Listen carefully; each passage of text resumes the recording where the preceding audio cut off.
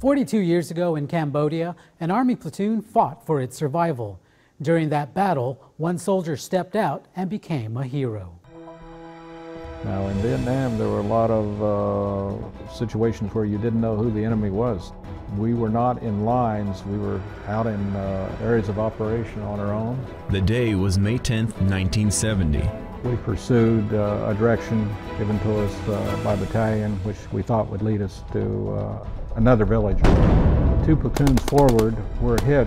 Once it started, we knew more was coming. Surrounded on at least 2 sides, soldiers from Bravo Company 3rd Battalion 506th Infantry Regiment were fighting to survive. The firing was intense. AK-47s, SKSs, RPGs, and hand grenades. A soldier fighting in the rear of the formation, Specialist 4 Leslie H. Sabo Jr. may have changed the momentum in favor of the Americans. He protected one of his men who had been wounded by a grenade. Les took several shots in his body. He threw at least 1 grenade that killed 2 of the enemy.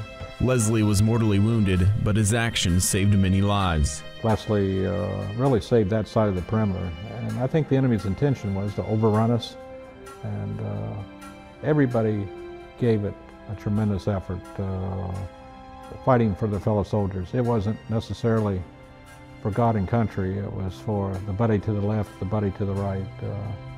Very proud of what the men did that day. For his actions, Leslie H. Sabo Jr. was posthumously awarded the Medal of Honor. I would say to Les now,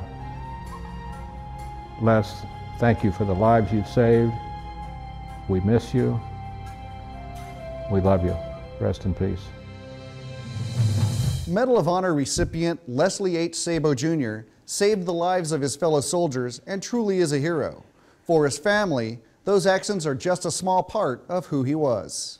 My brother was one of the most unselfish, caring people that I have ever met.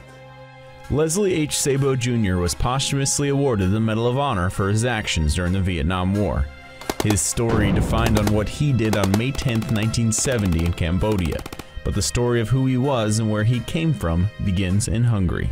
In 1944, my parents left Hungary because the Russian army was coming into Hungary, and they escaped to Austria. The younger of 2 boys, Leslie was born in Austria in 1948.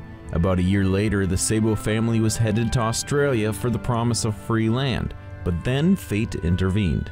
I had the whooping coughs, and we were quarantined, and the boat to Australia sailed. The next available transport out of Austria was to the United States. And so we came to this country. My brother was 2 years old, and I was 6. The family eventually wound up in Elwood City, Pennsylvania, and both George and Leslie became naturalized citizens. And this became our country. And my father instilled in us the pride of being an American. In 1969, the family that had escaped war in Europe now had their son Leslie being drafted into the Army, and later that year, he was headed to Vietnam. You know, we were all very, very nervous about him going to Vietnam. But he seemed to accept the fact that that's what he was supposed to do. Throughout his time there, Leslie wrote to his family. Most of his letters was not to worry us. And that was kind of the way he was. Nearly 42 years after his death, the memories of losing Leslie are here again. Your wounds are opened again, not as deeply as they were the first time, but they're still opened again. This time, though, we can also celebrate. A celebration for one of America's true heroes. A story of heroism was collecting dust until Vietnam veteran Alton Mab uncovered it and made sure Sabo's actions were recognized. On May 10, 1970, Specialist 4 Leslie Sabo made the ultimate sacrifice, defending his platoon and saving the lives of fellow soldiers. They're essentially were on a search and destroy mission. They'd seen a lot of enemy activity, and an ambush had been set up for them. and they walked into it, got cut off, and they had to duke it out. Despite suffering mortal wounds, Sabo continued to take the fight to the enemy, preventing them from overrunning the perimeter, ultimately sparing his platoon. The story of this incredible feat could have easily been lost to history.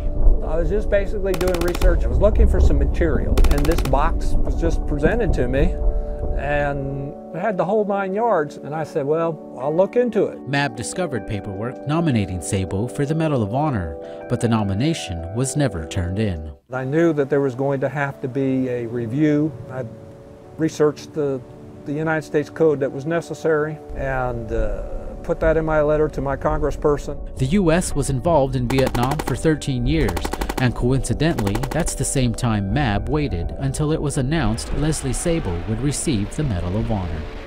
I think that if someone went that extra mile, they should be recognized either this way or at a lesser degree. All right, and I guess I'm proud that one of his fellow veterans made sure that he was recognized, and that we all should be proud of our service. The system does work. We can and will do as Americans. For 43 years, Leslie Sabo's story has only been known by a few, but after being posthumously awarded the Medal of Honor, the world knows what he did for his country.